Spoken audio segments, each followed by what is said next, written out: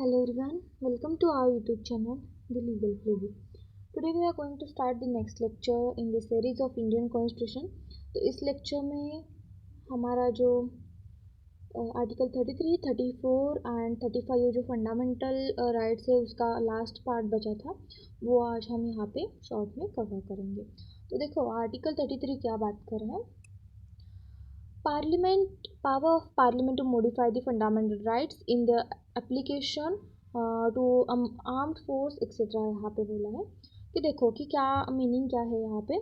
तो सबसे पहला जो पॉइंट है, parliament has the power to restrict और एब्रोगेट टेक अवे, एब्रोगेट मतलब take away the fundamental right जो पार्ट 3 है for the member of armed forces, member of force charge with the maintenance of public orders, example police, यहाँ पे parliamentary जो है यहाँ पे पर्सन एम्प्लॉयड इंटेलिजेंस और काउंटर इंटेलिजेंस। तो जो पर्सन्स है यहाँ पे इंटेलिजेंस और काउंटर इंटेलिजेंस में आर्म्ड फोर्स है उनके जो राइट्स है यहाँ पे कर्टेल हो सकते हैं। Person employed in the telecommunication system for the above forces.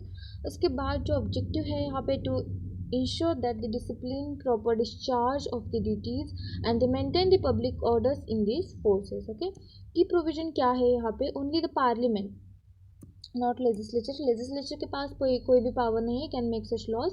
It is preventive right can be curtail हो सकते हैं यहाँ पे इवन विदाउट इमरजेंसी, इमरजेंसी नहीं है फिर भी आपके राइट्स इस जो हमने बोला ना जो आर्म्ड फोर्सेस है इंटेलिजेंस में है उनके राइट्स कर्टेल हो सकते हैं without emergency.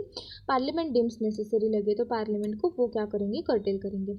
Right most often restricted article 19, article 21। तो आर्टिकल मोस्ट ऑफन रिस्ट्रिक्टेड में क्या आएंगे, आर्टिकल 19 जो है freedom of speech assembly, article 21 personal liberty but only in the certain optional context में।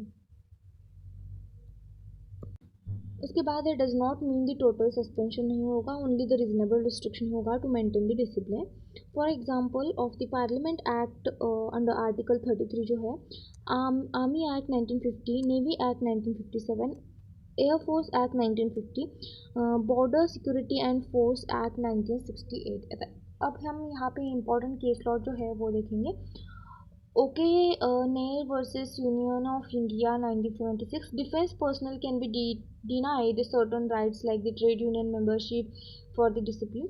तो जो डिफेंस पर्सनल जो रहते हैं ना उनको ये राइट नहीं रहता है। ओके दिसवान versus union of India 1983, even the civilian employees in defence establishment can be यहाँ पे face restriction if there work affect security work है तो यहाँ पे उनके राइट रिस्ट्रिक्ट हो सकते हैं। उसके बाद हम देखेंगे article 34 restriction on fundamental rights while marital law is force in any area। जो marital laws है मतलब मार्शल लॉ बोलते हैं, marital बोलते हैं आपको जो अच्छा लगे। मार्शल लॉ जो है यहाँ पे is force in area declared under the constitutional or legal authority। parliament can indemnify any act done under martial law, any punishment given under martial law। this means the legal immunity is granted for the action taken during the martial law। तो की points क्या है, martial law मतलब क्या होता है, military authority replacing the civilian authority in the particular area.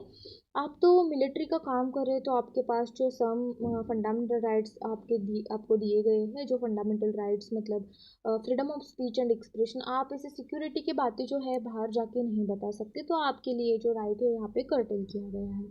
Parliament में pass laws to validate action of the armed forces during the martial law, indemnify the protect of officers soldiers from lawsuit or prosecution for those action।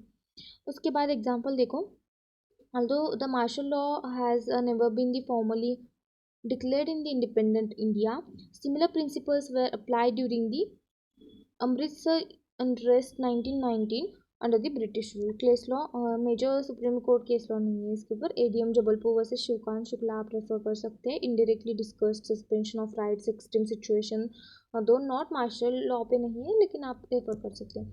Last हमारा जो fundamental right में जो है article, last article 35 जो है यहाँ पे क्या बात कर रहा है, legislation to give effect of certain provision part 3 हमने ऑलरेडी कवर किया है फिर भी हम देखेंगे यहाँ पे। पार्लियामेंट हैज़ एक्सक्लूसिव पावर है पार्लियामेंट के पास एनी मैटर। अब इन आर्टिकल 16 क्लॉज 3 में जो एम्प्लॉयमेंट के रिलेटेड जो है ना उसमें जो है रिसाइड रिक्वायरमेंट पब्लिक एम्प्लॉयमेंट के रिलेटेड है। एनी मैटर इन आर्टिकल 32 जो है यहाँ पे सुप्रीम कोर्ट में हमने इन्फोर्स किया, जो सुप्रीम कोर्ट के पास पावर है रिट जारी करने का। Any matter in article 33 restriction, अभी देखा, restriction of right of armed forces. Any matter in article 34 indemnified during the martial law. It also applies to, किस पे अप्लाई होगा? Also preventing parliament from delegating these powers to state legislature, continuation of existing laws until altered or repealed by the parliament. Objective क्या होगा? To maintain the uniformity in the laws affecting the fundamental rights in sensitive areas, prevent the state from making conflicting laws. Example, public employment requirement as Resident Act 1957, law under Armed Force Act. उसके बाद case जो है यहाँ पे KS Puttaswamy versus union of India, जो Aadhaar card का case है। Supreme Court reiterated that any restriction on the right to privacy under article 33, 35 must be made only parliament and not satisfy the reasonableness. Okay, I hope आपको article 33, 34 and 33 समझ आया होगा। अगर आपको videos अच्छे लगे तो लाइक करें, सब्सक्राइब करें एंड शेयर करें। Thank you.